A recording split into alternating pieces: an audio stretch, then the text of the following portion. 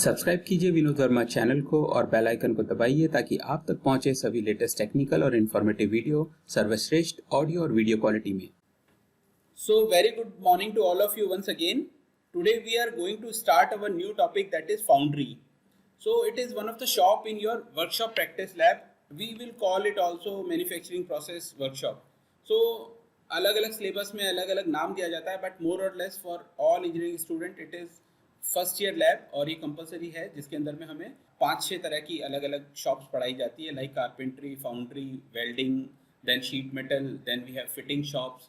Okay, so इस तरह से हमें 5-6 शॉप्स के बारे में डिटेल में डिस्कस किया जाता है, and it is mandatory for all the students. So today we are going to discuss about the foundry. So as all of know that what is foundry, Hindi में यदि हम बोले तो इसको बोलते हैं ढलाई। तो आप सबने देख रखा होगा, और हम क्या करते हैं, कोई भी मेटल, लोहा हो सकता है, एल्यूमिनियम हो सकता है, जस्ता हो सकता है, या कोई भी ऐसा मेटल जिसको हम पिघला के और किसी एक शेप में कन्वर्ट करते हैं, उसको हम फाउंड्री बोलते हैं। आप लोग डे टू डे लाइफ में देखते हैं, लाइक आप लोग ज्वेलरीज देखते हैं। सोने की बात करें तो सोने को हम पिघला करके कोई भी फॉर्म या कोई भी डिज़ाइन में कन्वर्ट कर सकते हैं। इसी तरह से चांदी को हम लोग करते हैं। सिमिलरली यदि आप घरों में नलके देखते होंगे तो नलके जो होते हैं वो भी फाउंड्री से बनाए जाते हैं, बट आप देखते हैं कि फाउंड्री यानी पिघला के जब हम बनाते हैं तो उसमें एक दानेदार आपको टेक्सचर मिलता है, ठीक है, वो इतना स्मूथ नहीं होता। लेकिन नलके जो आप देखते हैं वो बहुत स्मूथ होते हैं। तो आपको कैसे पता चलेगा कि वो फाउंड्री से बना है? तो यदि आपने कभी नलका देखा होगा जो कि पीतल का होता है, उसको आप यदि अंदर से कभी टच करेंगे तो आपको दिखेगा कि उसमें दानेदार आपको टच एक फील आएगा। और जहाँ भी यदि आपको इस तरह के दाने दाने नजर आ रहे हैं, इसका मतलब है कि मोस्ट प्रोबेबली वो फाउंड्री से बना हुआ इक्विपमेंट है। तो क्योंकि ये सबसे सस्ता पड़ता है और इससे कोई भी शेप देना आसान होता है, ठीक है। लेकिन as far as shape is consistent and you can say normal, ऐसा नहीं हो कि बहुत इंट्रिकेट शेप है, बहुत कॉम्प्लेक्स शेप है, उसको फिर हम लोगों को उसका जो पैटर्न है, उसका खांचा है, वो बनाना बहुत मुश्किल होता है। इसीलिए हम लोग क्या करते हैं, फाउंड्री वहाँ यूज़ करते हैं जहाँ बहुत बड़े बड़ी कास्टिंग करनी होती है, बहुत बड़े बड़े पार्ट्स बनाने होते हैं और हैवी होते हैं वो पार्ट्स काफ़ी। तो हम लोग इसको बहुत ज़्यादा इंडस्ट्री में यूज़ करते हैं। तो एप्लीकेशंस बहुत वाइड हैं, इसकी बहुत ज़्यादा यूज़ होता है। आगे चल के इसके अंदर में बीटेक एमटेक भी फाउंड्री के अंदर होता है और बहुत डिटेल के अंदर में हम लोग इसको पढ़ते हैं। But as far as your syllabus is concern, हम यहाँ पर इसको इसका बेसिक नॉलेज है वो गेन करेंगे। ओके, तो आप देख पा रहे हैं जैसे डायग्राम के अंदर में एक वर्कर है, वो क्या कर रहा है, एक क्रूसिबल है जो ये आप देख पा रहे हैं यहाँ पर, दिस इज कॉल्ड क्रूसिबल। जो ये चारों तरफ आपको दिख रहा है ये क्रूसिबल कहलाता है, और इसके अंदर मेटल को पिघलाया जाता है। लाइक कोई भी मेटल हो सकता है, आयरन हो सकता है, एल्यूमिनियम हो सकता है, कोबाल्ट हो सकता है, कोई भी जिंक हो सकता है। तो इस क्रूसिबल का जो टेम्परेचर है वो बहुत हाई होता है, मेल्टिंग पॉइंट इसका बहुत हाई होता है, इसीलिए ये सस्टेन कर लेता है मेल्टेड आपका जो भी मेटल है इसके अंदर में। दूसरा जो चीज़ है, आप नीचे देख रहे हैं यहाँ पर ये मोल्ड्स रखे हुए हैं। मोल्ड अभी हम इन सबको डिटेल में पढ़ने वाले हैं। और वहाँ पर कैविटी होती है, एक खांचा बना हुआ होता है पहले से, उसमें इस खांचे में इसको फिल कर दिया जाता है, और ठंडा होने पे उसको जो उसकी तरफ चारों तरफ खांचा होता है वो मिट्टी का बना होता है, उसको तोड़ के निकाल लिया जाता है, और जो कास्टिंग होती है, फाइनल प्रोडक्ट होता है, उसको बाहर निकाल लेते हैं, और उसके बाद कुछ फिनिशिंग ऑपरेशंस उसमें करते हैं। So this is a basic introduction of your foundry. Okay, now let's discuss it in detail.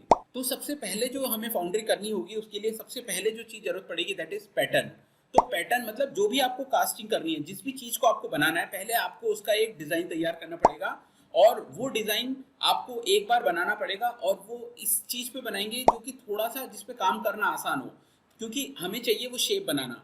First of all we should know what is pattern. A pattern is a model और replica of the object to be casted. तो जो आपको बनाना है बिल्कुल ऐसा कैसा ही आपको pattern बनाना है। फॉर एग्जांपल मान लीजिए आपको एक मूर्ति बनानी होती है, तो आप पहले एज इट इज उसकी एक मूर्ति बनाएंगे, लकड़ी पे बनाएंगे या फिर वैक्स से बनाएंगे, जिस भी चीज़ में आप बनाएंगे। उसके बाद उसको रख करके एक कैविटी आप क्रिएट करेंगे, और उसके बाद जितनी बार आप उसमें मेटल डालेंगे उतनी बार आप उसको रिप्लिका यानी सेम चीज़ ऑब्टेन कर सकते हैं। So this is how this pattern works. तो एक बार आपको पैटर्न बनाना पड़ेगा। It is embedded in mold sand and suitable ramming of molding sand around the pattern is made। तो जो भी आपके पास में पैटर्न बनता है, अभी हम इनको डिटेल में डिस्कस करेंगे आगे, कि उसको हम मोल्डिंग सैंड में दबा देते हैं, मिट्टी में दबा देते हैं, और उससे क्या होता है, हम चारों तरफ से उस मिट्टी को टाइट कर देते हैं हैमरिंग करके, जिससे कि वो मिट्टी बाद में हिले नहीं और कोई गैप नहीं रह जाए। उसके बाद हम उसको धीरे से खोल के जो हमने पैटर्न रखा है उसको हम अलग कर लेते हैं, और वहाँ पे सिर्फ कैविटी बच जाती है। The pattern is then withdrawal for generating cavity known as mould in moulding sand. तो जो मोल्डिंग सैंड है, जो अभी हमने मिट्टी डाली है, सिंपल मिट्टी नहीं डालते हैं, हम उसको मोल्डिंग सैंड बोलते हैं, और जो बीच में हमने पैटर्न को अलग कर दिया है तो वहां पर एक कैविटी मिलेगी, तो उस कैविटी को हम बोलते हैं मोल्ड। ठीक है, तो वो कैविटी हम लोग जनरेट करते हैं। तो कॉमन पैटर्न जो मटेरियल्स होते हैं जिससे हम लोग बनाते हैं पैटर्न्स को, तो वो कौन कौन से हो सकते हैं? मोस्टली हम लोग वुड यूज में लेते हैं, क्योंकि लकड़ी जो होती है काफ़ी सॉफ्ट होती है और हम उस पर अलग अलग तरह के ऑपरेशंस करके जैसा चाहते हैं वैसा शेप बना सकते हैं।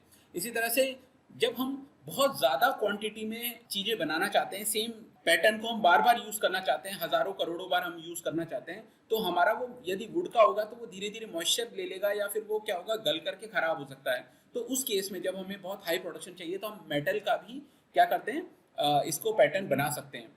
यदि हम कई बार देखते हैं बहुत मुश्किल शेप है जो कि मेटल में और वुड में बना पाना संभव नहीं है, तो हम प्लास्टिक के या फिर वैक्स के भी पैटर्न बनाते हैं।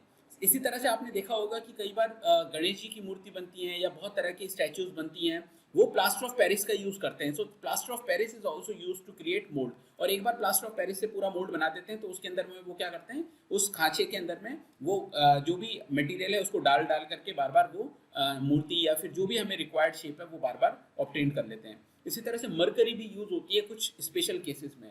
तो आप जैसा नीचे यहाँ डायग्राम देख पा रहे हैं, यहाँ पर आपको ये दिखाया हुआ है कि ये जो बीच में आपको दिख रहा है, this is basically a kind of connecting rod. तो जो कनेक्टिंग रॉड होती है वो आपको कास्टिंग से बनाई जाती है। तो कास्टिंग से बनाने के लिए हम इस कनेक्टिंग रॉड का ये जो शेप देख रहे हैं, ये पहले हम अपनी मशीन्स की मदद से इसको बनाएंगे। तो हम लकड़ी में ये पूरी शेप बना सकते हैं, इसको मशीन करके हम बिल्कुल ये शेप बना लेते हैं। उसके बाद आप यहाँ पर ये देख रहे हैं 2 बॉक्सेस हैं आपके पास। ठीक है, तो हम इसको क्या करते हैं, बॉक्स में रखते हैं और उसके बाद ऊपर से मिट्टी काफ़ी सारी डाल करके और इसको दबा देते हैं और हैमरिंग करते हैं। और जब हम मिट्टी के वापस से बॉक्स को ऊपर वाले को हटाते हैं तो आप देखेंगे यहाँ पर एक कैविटी आपको मिल गई है। बिल्कुल इसी कैविटी को मोल्ड बोलते हैं और यहीं पर हम बाद में जो मेटल है, पिघला हुआ मेटल हम इसमें डालते हैं तो वो इस शेप को ले लेता है और हमारी कास्टिंग पूरी हो जाती है। So this is the basic principle.